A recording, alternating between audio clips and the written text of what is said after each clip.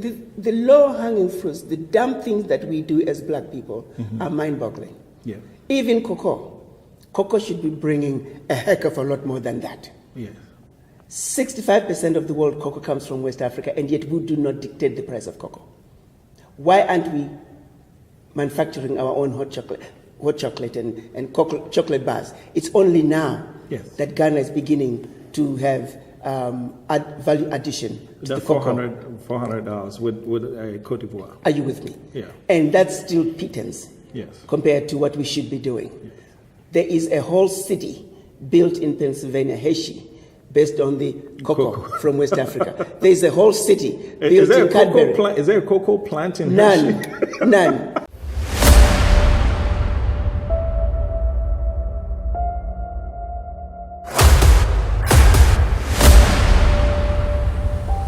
This is the journey to One Africa.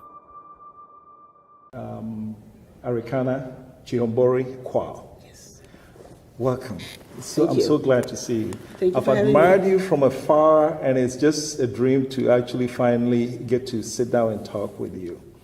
I know you're busy, and we really appreciate you taking time out of your busy schedule. I mean, when you got out there, people literally mobbed you, but you were kind enough to Diaspora Network Television. We appreciate it. No, thank you for having me. Very good. I want to start with, you're a global phenomenon now, but I didn't know that. You didn't know that? No. You are. And everybody pretty much wants to hear what you have to say. But what we do at Diaspora Network Television, we want to know you first. So who is Ambassador Chihombori-Quao? Arikana is a little girl who grew up in a village called Chivu in Zimbabwe. Okay. And I came to this country 42 years ago to go to college. Okay. And I've been here since. Wow. And when you got off the plane, I mean, this may not be a very good question, but I'm sure you didn't expect any of this. No, my memory of getting off the plane is taking a taxi from JFK to New York City. Okay. And the cost of the taxi fare was $10. Oh, wow. And I gave this taxi driver $20. And when I asked for my change, he says, "What change?" And he took off. Wow. I remember that very well. That was a good, interesting welcome to New York. And I did not expect it. I said, "What? Americans can do this too?" Exactly. Those are things that, when we're on a continent, we don't know these things. We think of America, we think about a lot different. So when you got here, how has it been, school and all that? I mean, the reason why I'm asking this is when you are such a world figure now, people don't think you go through the normal things that we all go through. You're getting familiarized with America and all that. What was it like? Well, in my case, I was going to be going to school in Tennessee, Nashville, Tennessee. Okay. First of all, my geography teacher back home in Zimbabwe, he was from New Zealand. Ah. And when we were studying the Tennessee Valley Authority, he called it Tenise Valley. Tenise, so here I was telling everybody that I was going to Tenise. Oh, wow. And it wasn't until later, about a week later, when somebody said, "Where is that?" Where is that? I said, "You don't know where Tenise is?" And she said, "Spell it." So when I spelled it, she said, "Oh, you mean Tennessee." And so those were some of the things. When you go to Tennessee, it's a different kind of American English. Okay. It's called Southern. Right. And I thought I understood English. I thought I spoke English very well until I went to Tennessee. Wow. And then, of course, the local lingo, when they say, "Can I carry you?" And I'm picturing somebody carrying me on their back. They just meant, "Can I give you a ride?" Wow. You go into a store and you buy something, they say, "Hurry back." I rush and go back to the cash register only to be told, "Oh, no. I meant for you to come back to see us." And I say, "Why? Why should I come back to see you?" And but again, it's called Southern hospitality. So I had a lot of that to learn. Wow. Even now, I'm still learning the lingo. But the biggest issue that it took me a long while to really realize and appreciate it is what I'm now calling BFF. Not best friend forever, but being black, being female, and being foreign. Oh. Those are 3 layers that in any situation, be it a job application, in any area that you're trying to go through a door, Okay. in order to be on the same platform with everybody else, as a woman, you need to first of all go through those 3 layers. Okay. So we are not equal. Wow. It is just the way it is. Okay. So realizing that you got to go through those 3 barriers before you become equal, it makes the fight a little bit easier. Tell us about career. You're a medical doctor. Yes, I am. Okay. Did you have to experience some of those 3 Fs? You can say that again. Oh, Absolutely. wow. My first residency was in general surgery in New York City. Clearly, 93 residents, and out of the 93, 5 were women. It was very clear to us that we were not wanted there. The men looked at you like, what are you doing here? Oh, really? And in my case, I was the only foreign. They were other women, but they were, I remember distinctly one lady was an attending, but as far as residents, I was the only black, Okay. I was the only female, and I was the only foreigner. Okay. And so, but that experience it made my struggle a steeper uphill battle. Okay. The other women still had to deal with the chauvinistic males Okay. who did not think we're in business being there as female general surgery residents. And this was back in the 80s. Things have really changed now. Okay. We have more women now in healthcare. But back then, even when you became a doctor, you go into the hospital and the nurses are treating you like you're a nurse. You could walk Even into though you have your white coat on. You have your white coat, you have your stethoscope, and you walk into a patient's room and you introduce yourself. I'm Dr. So-and-so. You examine them, and when you finish, they look at you like, when is the doctor coming? And you say, but I am the doctor. I introduced myself. I just finished examining you. The nurses themselves, they want to act as if they know more than you just because they are white nurses. So at every level, you're having to deal with that. Right. Where as a woman, you don't belong there. And it's even worse. But being a female, actually, even white female doctors experience the same discrimination simply because they are a woman. You could walk into the exam room with a medical student who happens to be white, and you are the doctor, and the patient will pay attention to they keep looking for response from the medical student just because they happen to be a white man. So it's still there, alive and well, but the good thing is now more and more doctors are females. Very good. Now more and more doctors, women in particular. It used to be, I remember distinctly, one black patient who did not want to be seen by a black doctor. Oh, wow. Did not even want to be seen by a woman in a clinic. So with all this one, did it shape your resilience? Well, you get to realize that people are just ignorant. Yeah. And you can't really allow that to bother you. Okay. They are ignorant, so we just pray for them. Okay. And we keep going. So, as you went through your profession, how long were you did you practice? I was in private practice for 25 years. For 25 years, and it got easier, I assume. Oh, you just get older and you say, you pick your battles. Okay. And you just rise above it. Okay. Because at the end of the day, the world is full of ignorant people.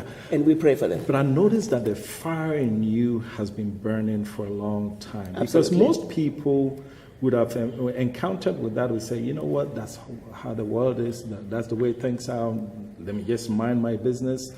Why is that not the option for you?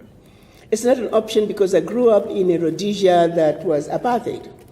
And I grew up with a father who reminded us that the British were thieves, they stole our land. And he lived long enough to still remember where our original land was. And we would pass by there, and he would always say, that is our land. Wow. And the British took it away from us, but we will get our land back. Okay. And so I was raised by a father who reminded me of the injustices of this world. Okay. And the realization that I grew up in an unjust environment. Okay. And to this day, I wake up and I still find myself in an unjust world. Okay.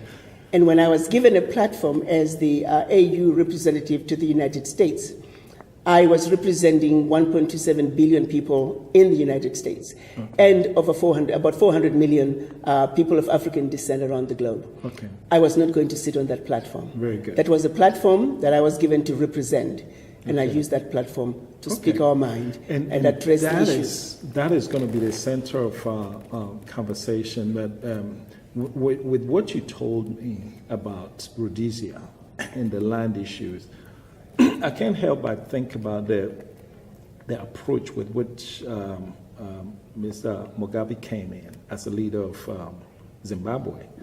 What did you think of that? Because in my opinion, I think he's got a lot of bad rap. What do you think? I agree with you. Okay. Because this man stood for what many of us should stand for. Okay. We got to defend our turf. Okay. If you look at what's being done to the Africans today, Okay. anywhere else is a reason for all-out war. Okay. Only the black men will sit back and allow another man Okay. to do that to them. Wow. As a matter of fact, I have a beef to pick with all black men. Okay. Where are you? Where have you been? What do you think you're doing? You know what? When you say that, do you know the story of Yasantua? Yes, I do. Are you modern day Yasantua? I don't know. But I do know that you men, you have disappointed us. Okay. You have let us down. Okay. And it's time that you stand up Okay. and defend us. Very good. AU. Let's talk about AU. A whole lot of them are men. Yes, So basically, they're just towing the line. absolutely. What should we do about that? But we have to understand also that to some extent, I do cut you a little bit of slack as black men. The fear is real. When you look at what the colonizers have done, particularly France, when leaders have tried to pull out of the pact for the continuation of colonization, the leaders found their heads on the chopping block. There were coups in those countries, and those leaders were assassinated. Yeah. So the fear is real. Okay. The small economies that we have today as African countries, these are economies that clearly cannot survive on their own. Okay. They are economies that are easy to destabilize. Okay. So in our analysis of what needs to happen, Okay. we go back to what our Pan-African fathers wanted to accomplish in 1963, Okay. when they came up with the compromise of the Organization of African Unity. Had the Casablanca Group won, Yeah. when Kwame Nkrumah and the other 6 countries, Ghana, Guinea, Mali, Egypt, Morocco, Algeria, and Tunisia, they said, Africa for the Africans, African Union now.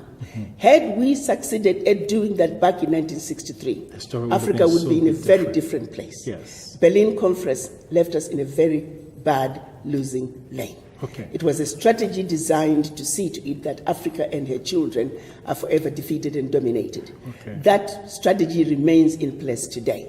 When Togo tries to push back, it's an easy economy that can be destabilized at Just the push like of a that. button. Right. When Equatorial Guinea, when Central African Republic, this was intentional. Where I fault us as black people is why it has taken us this long to come together for the sheer survival of 1.27 billion people. Wow. There is a responsibility in each and every one of us to realize and understand that we have vacated Africa's place on the world stage. And we've vacated it by simply failing to believe not only in ourselves, but in each other. Okay. We are the only race that does not come together when it comes to defending our turf. That singularly has been our failure. That singularly is where you black men must begin. Okay. It starts with the conversation, with the image in the mirror. Black men, stop being colonized. Okay. Stop behaving like a colonized individual. Okay. We need to speak and defend our Africa. You mentioned something about the fear is real. And so let me paint a scenario for you. If I become, or let me use for example, if you woke up one morning and you find yourself as the leader of, say, Mali or Senegal, right? Based on, and I'm sure you're aware of this, you see this injustice and you say, hell no, we're going to do something about this. Right. But just when you start to do something about it, France will reach back into your country and talk to me, your opposition leader. Right. And we start trouble. Next thing you know, you're off. So it's much easier for you to just toe the line. Otherwise, it's inevitable. So what conversation needs to occur between the leader, in this particular scenario, you the leader of Senegal, and me the opposition, what understanding has to be fostered for me to know that, look, even though I'm your opposition leader, I want your seat, but what you're doing is right, and France, you cannot influence me. How do we do that? You are hitting the nail in the head. What is needed for Africa to be liberated today is for us to remove the shackles of the mind. Okay. We are a sick and wounded people, and we need healing. And I often say we are not in the doctor's office with our illness of the mind. We are not even in the general ward in the hospital. We are in the intensive care. We need healing. We must accept that as black people, we are sick and we need healing. And that healing is in the mind. head, yes. And until that healing takes place, nothing is going to change. Okay. The most dangerous thing for Africa today is a colonized African. Okay. And we need to seek the healing that we deserve in order for Africa to move forward. It's okay to fight as a family, internally. But when the outsider comes in, Yes. we forget our differences and we deal with the enemy. Yeah. Until Africa gets to that point when we stand up proud and tall as Africans and understanding that our sheer survival begins with our unity, nothing is going to change. The exploitation will continue. So I say to my fellow Africans, we need healing. Okay. Let's decolonize ourselves. Okay. Let's eliminate the legacy of slavery. And this is true of not only Africans on the continent, but Africans around the globe. Okay. We are sick. So now this is where we bring you to the hospital, the hospital environment. You're a doctor. From my vantage point, I think you've hit on the most important point, which constitutes the diagnosis. So what is the prescription? What will it take for us to get over this mind, the shackle of the mind? What will it take? I mean, I'm sure as you've been doing this, you've had some quiet time when you've thought about specifically the things that need to be done, the steps that need to be taken for us to get over that hump. First of all, you'll find that the majority of us don't even realize that we are sick. So the conversations need to take place that get to people to say, you know what, maybe I have a problem. Because if you don't realize you're sick, how do you go to the doctor? You're right. You're right. You see? And that's where most of us are. We don't even realize that we are sick. Yeah. A simple case of a Chinaman putting up a shop next door to a black man's shop in a black neighborhood. Give it 2 months, the black man is going to go out of business. That's right. Because us black people will patronize the Chinaman or the white guy. Yeah. Why is that? How stupid can we be? But we do it without thinking. Bring that out. Force people to have a serious conversation with the image in the mirror. Who are you? Why are you doing what you're doing? Do you care at all about your children, your grandchildren, and generations to come? When you patronize a non-black person in your black neighborhood, you are dripping. You are robbing money out of your own neighborhood. The black money stays in the black neighborhood. It doesn't even make it half the block. Yeah. Chinese money stays in the Chinese community 14 times. Yeah. Yeah. It's envy. How do we get It's over beyond the envy. It's stupidity. Okay. So now, my next thing is this. So we are a people who definitely need to change. I saw a video. You know, the Chinese, they're not exactly known for their religious beliefs. Matter of fact, I think I heard that churches are not, come on, don't quote me on it, but I don't think we have a lot of churches in China. I saw a video recently in Ghana where a Chinese man now has a church and he's praying to people, he's putting his hand on them, and oh, by the way, he takes his cash right there before he puts his hand on you. Yes. And we're lined up. Well, I'll tell you another good one. I think you heard the story about this white guy in Kenya who called himself Jesus. Oh, really? And there was yes, and of course I loved the headline. It says, Kenya expels Jesus. And oh, they expelled him. There were two Kenyan guys, who were now going around with him, Okay. saying he was Jesus Christ and making people pay. Okay. So, of course, the Kenyan government heard about it and they expelled Jesus Christ. So, yes, he's a Chinaman who saw an opportunity to make money. A lot of our own people are doing it, taking money from the people in the name of religion. Okay. So, unfortunately, those are just human frailties. Okay. human beings will take advantage. He needs to be stopped the same way many other pastors that look like you and I who are taking advantage of the people. We must go after all of them and shut them down. You're not worried about security? I'm speaking my truth. About security, you have to. It has to have crossed your mind because these people don't play. Hasn't even occurred to me. I'm just a mother, a grandmother who's speaking the truth because I'm sick and tired of being sick and tired. So, looking forward to Africa, what do you think? Are we going to ever get it? Yes, we are going to get it. We don't have a choice. This is do or die, which is why I am going to continue to speak. I'm going to run around this country like a chicken without a head until every black person who needs to hear the message, who needs to hear the truth about what is really going on in our Africa, has heard.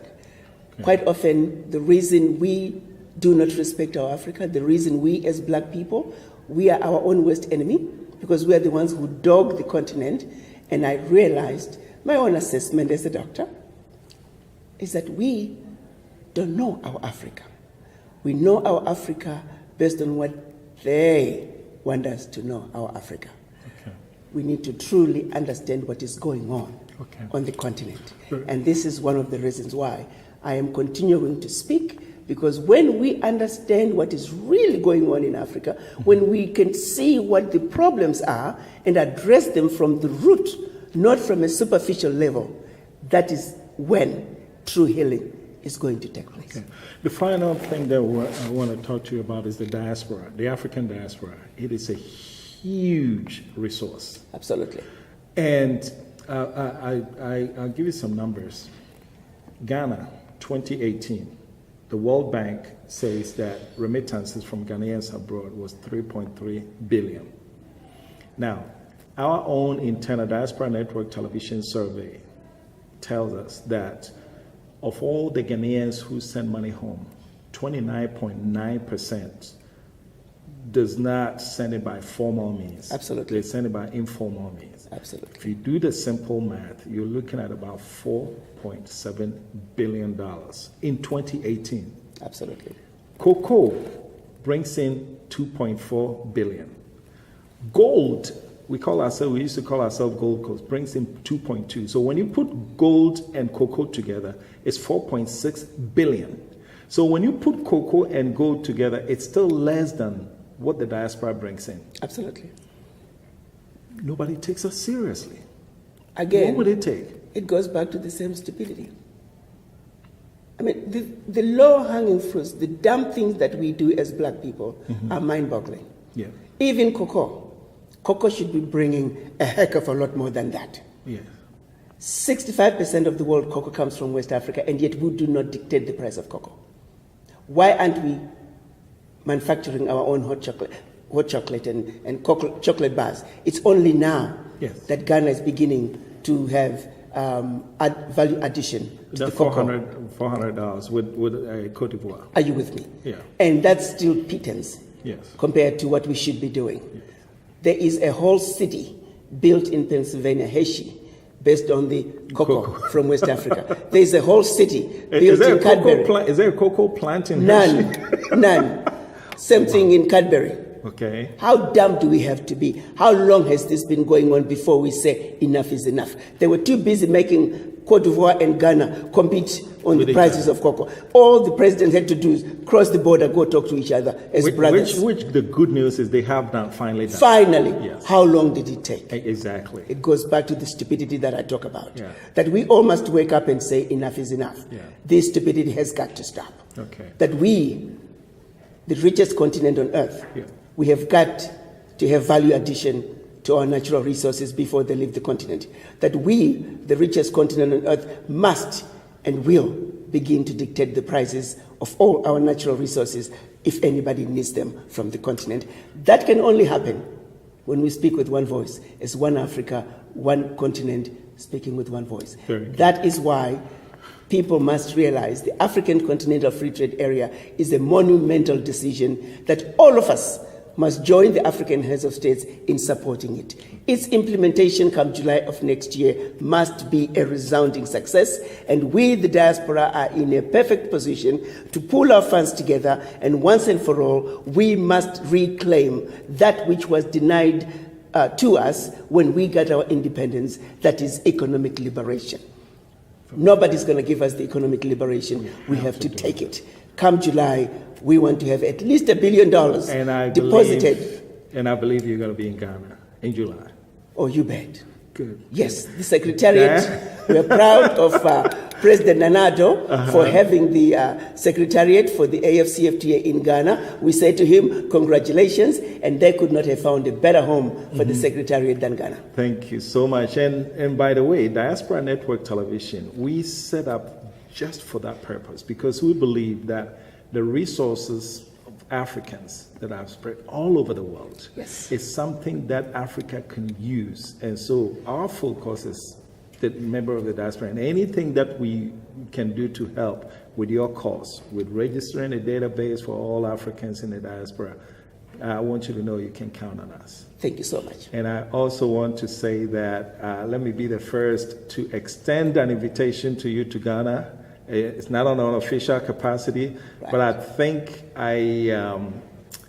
whenever you're ready, I'm sure the red carpet will be rolled for you. My brother, I do not need an invitation to Ghana. Good. Ghana is home. Good. Actually, yes. Yes. I forgot about that. How can I do this? Mr. Quao. Yes. Your husband? Absolutely. Yes. It's a Ghanaian. I live in a home with 5 Ghanaians. Wow. And I am a Ghanaian, by the way. Your passport is waiting for you. No, I already have my passport. Oh, you already have your passport. Yeah. Oh my goodness, I didn't. I actually came here as the AU ambassador, as a Ghanaian citizen. Oh, really? Yes. So, ladies and gentlemen, you heard that. She is ours. I am Kwame Nkrumah all the way. Very good, very good. Thank you so much. Thank you. You have Thank you. blessed our station, and I really appreciate you. No, thank you for all the work you do, and please continue to speak nothing but the truth. The truth and help me God. Absolutely. Very good.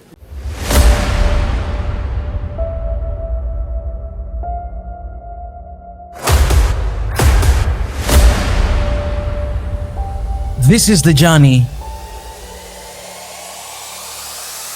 to One Africa.